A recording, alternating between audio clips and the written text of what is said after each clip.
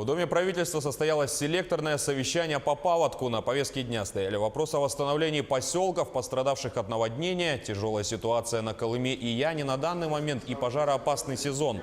Цитата: «В целом обстановка под контролем, серьезных аварийных ситуаций мы не наблюдаем, но работа должна продолжаться федеральными, региональными и муниципальными властями». Об этом заявил в Рио руководитель региона Айсен Николаев. Стабильно тяжелая ситуация сложилась на Колыме и Вилюе, серьезный ущерб понесла Колымская группа районов. Также усложнилась ситуация в селе Устьянск. Лед стоит ниже поселка, пострадали линии электро- и теплоснабжения. Людей эвакуируют, продовольствие доставляют на вертолетах. Также, по словам Николаева, работа по оценке ущерба идет недостаточно оперативно. Задача поставлена также по определению ущерба. К сожалению, здесь я хочу сказать, что в ряде муниципальных районов работа идет медленно.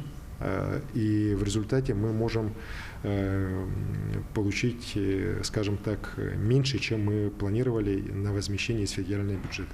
Вот, поэтому дано поручение и правительству, и муниципальным районам эту работу усилить по проверке документов, по составлению документов, для того, чтобы качественная документация была подготовлена для предоставления федерального органа в МЧС для последующей компенсации. Это касается как и имущества граждан, так и, конечно, тех средств, которые мы должны получить на восстановление инфраструктуры наших сел и поселков.